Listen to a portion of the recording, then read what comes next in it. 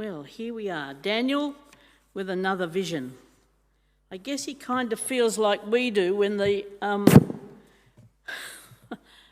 when the news comes on about what COVID is doing somewhere in the land, and we think, oh, not again.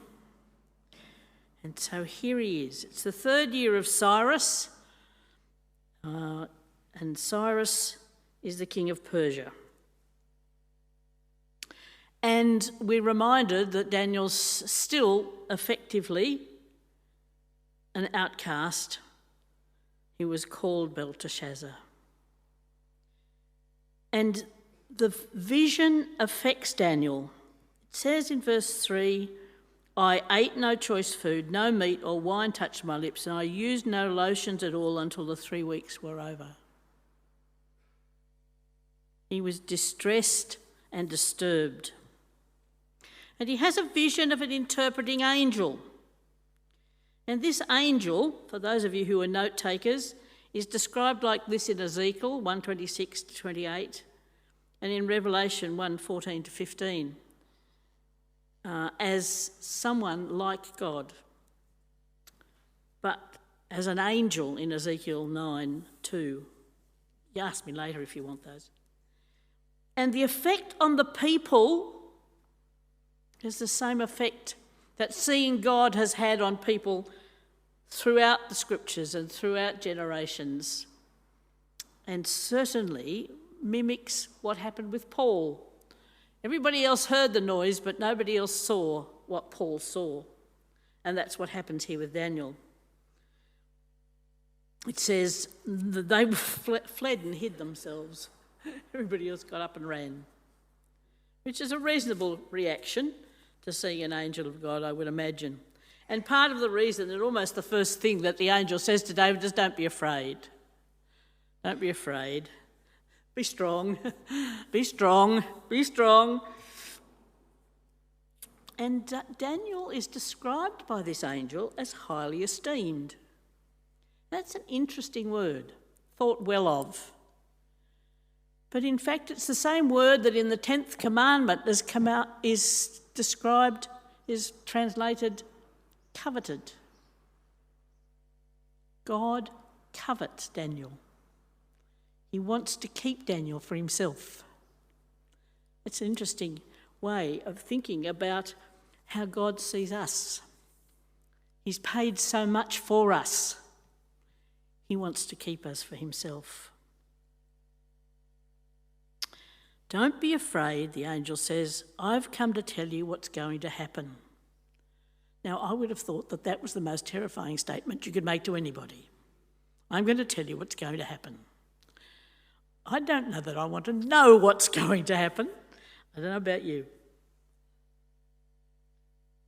The first thing that Gabriel has to do is explain why, when Daniel was heard as soon as he was heard, it took 3 weeks for him to get there. And he describes being held back by the evil forces surrounding the Persian Empire. What we see here is a description, Old Testament description, of the battle that exists. Deuteronomy suggests that when God gave each of the nations its place in the world, it also gave them a guardian angel. I don't know whether your Nana taught you about your guardian angel. And what happens is that Satan has his way in these nations because he has demons, forces, all sorts of spirits who will work in the interests of the evil ones. But now, we, in this New Testament time, when Jesus has lived and died and been victorious, we are the people who succeed where other people have failed, and because of the battle that Jesus has already won. Revelation tells us a war broke out in heaven. Michael and his angels fought against the dragon, and the dragon and his angels fought back, but he wasn't strong enough, and they lost their place in heaven. The dragon was hurled down, and then he heard a voice in heaven. He was hurled to the earth, and his angels with him. And I heard a loud voice in heaven say, "Now have come the salvation and the power and the kingdom of God and the authority of the Messiah. For the accuser of our brothers and sisters, who accuses them before God day and night, has been hurled down. There is no more place in heaven for him." But it's interesting, because the passage says they triumphed over him by the blood of the Lamb and by the word of their testimony. They did not love their lives so much as to shrink from death. Therefore rejoice, you heavens, and you who dwell in them. But woe to the earth and the sea, because the devil has gone down to you. Power is now confined to the earth, and like we'll see about one of the guys in the story to come, he didn't take his frustrations well. And so we get to the beginning of chapter 11. And in the beginning of chapter 11, we read, "I tell you the truth." Isn't that wonderful? That's how God works. He tells us the truth. He tells us the truth about us. He tells us the truth about him. So we begin with the truth. And the truth is that more kings are coming. It's a story of dirty deeds. Some of them bloody, and some of them simply, if you can call it simply, intrigue, corruption, mischief making. And the first of these in verse 3 is Alexander. And Alexander wins great lands, as we've said in 7 and 8, but his lands break up when he dies quite young and is divided between his generals. And then begin the battles for the land of Palestine, that land that God gave to his people and had to remove them from because of their sin. And we hear about the king of the north, that's one of the generals, the Seleucids as they're called, and in the south the Ptolemies, which name you might have come across if you're a Mummies fan or a whatever, pardon me, because these are the Egyptians. And this tale, as we've read, is a tale of intrigue, of intermarriage for dynastic purposes, of betrayal. I mean, why else? Two men sit down at table and eat just to get up and try and kill one another. In verse 21, we meet the dreaded Antiochus Epiphanes, the man who probably did more damage to Israel than anyone before or since, because he was intent on destroying any worship of God.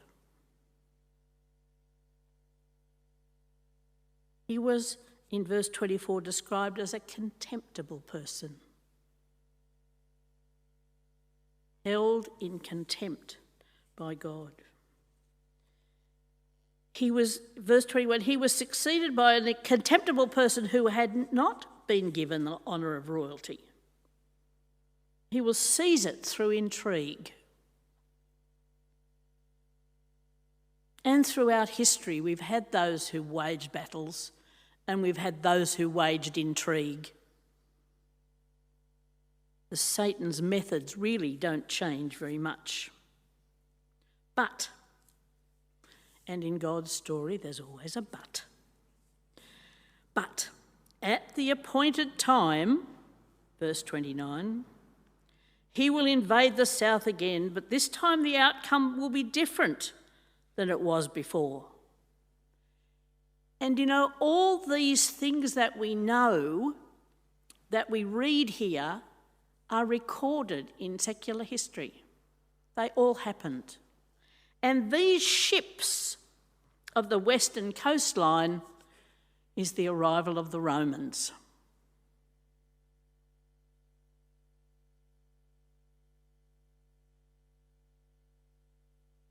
He gets so angry with being thwarted by the Roman fleets that he goes back and wreaks vengeance on the people of God.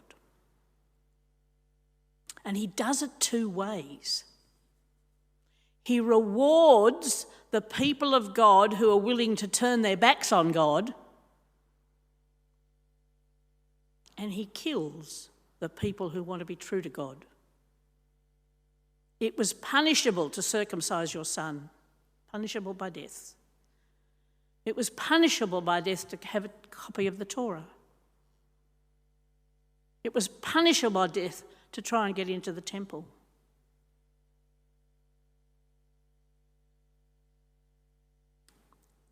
And finally, when he'd done everything he could do to the people, he set up his idols in the temple of God and so contaminated it that the people couldn't worship their God there.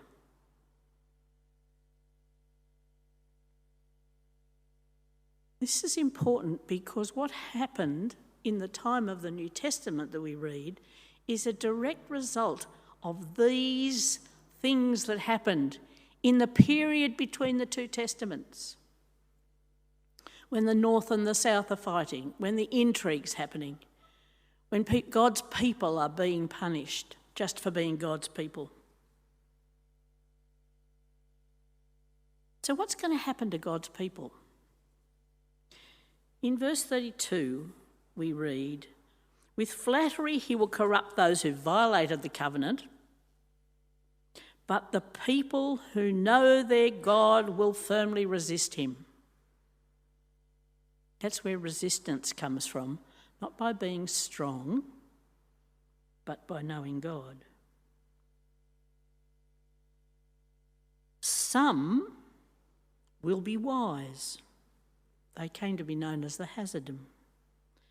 They will be those who are wise will instruct many, though for a time they will fall by the sword, or be burned, or captured, or plundered. When they fall, they will receive a little help, and many who are not sincere will join them. And we know from time to time there have been people who said they would help God's people. Like when Ezra and Nehemiah were trying to rebuild the walls and build Jerusalem. We'll help you. We want to help you build your temple. No, they said, you've got no path, nothing to do with us. This is between us and our God. We'll build our temple. Some of the wise will stumble so that they can be refined, purified, and made spotless until the time of the end, for it will still come, when? At the appointed time.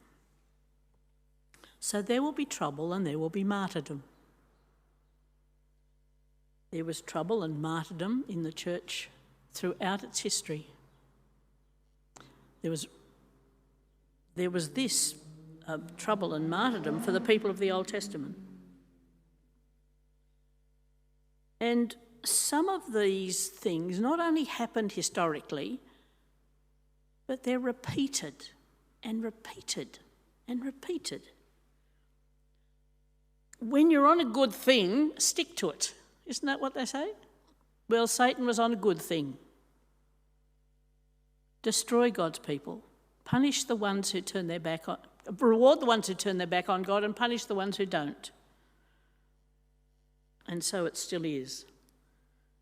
Some of the really big, shiny, got everything going for them looking churches are the ones who've actually forsaken the word of God. But in the immediate past here, in the story of Daniel, when God took the people back to Israel, it wasn't the glorious homecoming they envisaged. They didn't get to throw out their oppressors. They didn't get to have the wonder of the temple again. They didn't get to have everything that they'd always had. You know, like we keep saying, when would it be good when we get back to normal? And we keep saying about COVID, wouldn't it be good when we get back to normal? Ain't going to be a normal. And there wasn't for the people of Israel either. They got back to Israel and they were still aliens in their own country. But God's story wasn't finished. God had another play. Somebody else to martyr. Somebody else to take the curses that in Old Testament times had been laid on Jesus, been laid on the people. They were now laid on Jesus. There were people, as these verses tell us, who were wise and instructed others and stayed with God. That remnant, God always keeps a remnant. And we know about them because when Jesus is taken to the temple as a baby, we meet a couple of them. We meet Simeon, whose song used to be part of our morning prayer services. Do you remember in Luke 2?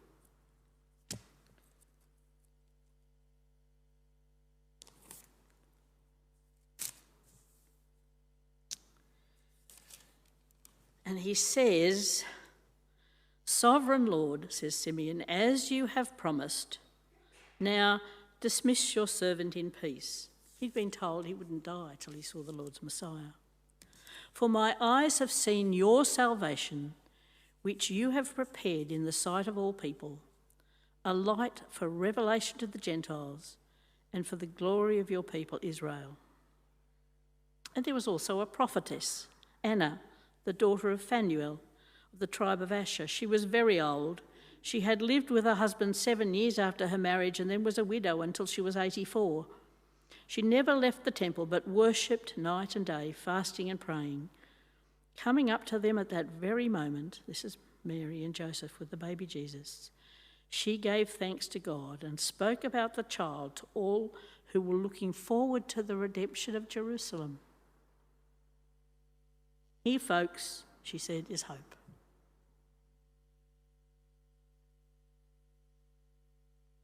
Are we fearful about the future? Are we fearful about things we can't control? Do we wake in the night with visions of things that are frightening? There's a guy called Viktor Frankl, who I disagree with a fair bit, but he's an existentialist, and he says, everything can be taken from a person but one thing, the last of the human freedoms, to choose one's attitude to any given set of circumstances. I mightn't be able to overpower it, but I can choose my attitude to it. So what is your attitude to the future? What is your attitude to what God has shown us of himself here? Do we, and do you, expect God to bring about what he says he will? To bring about judgment and to bring about justice? And are we, like some of these old people of the Old Testament, training ourselves to resist firmly? And are we able to instruct others? Though that may mean we face persecution, ridicule, or death. God's people will be those who are saved by faith, faith in the death and resurrection of Jesus Christ, and who submit to his lordship. These are the ones who will survive the battles to come. Nothing can interrupt the purposes of God. We've seen evidence of his sovereignty all through the story of Daniel, and we need to learn to trust him. If we are to survive, we need grown-up pictures in our heads of God, his power, the fact that he covets us. wants us for himself. There's an interesting book I want to recommend to you. I happen to have 2 copies of it. One I bought when I was 24 and one I bought much later. And it's called Your God is Too Small. It's written by a man called J.B. Phillips. And Phillips' contention is that many of us walk around with a picture in our heads of God as we created him in our heads when we were in kindergarten, when we were at Sunday school. This is the picture we carry around. But the God that we need to face the problems of adulthood, we need to understand is bigger, is more powerful, is sovereign. That Jesus is Lord. Nobody takes his place. Nobody tells him what to do. If you don't have that picture, apart from reading this one, I've got a couple of copies of this if you'd like to borrow one. So what have we learned about God? We've learnt that he's sovereign, that he covets his people, but he covets them to put him in the right place in their lives. That makes them strong against all the corruption and all the battles that they will face. And that, for me, is a great place to be.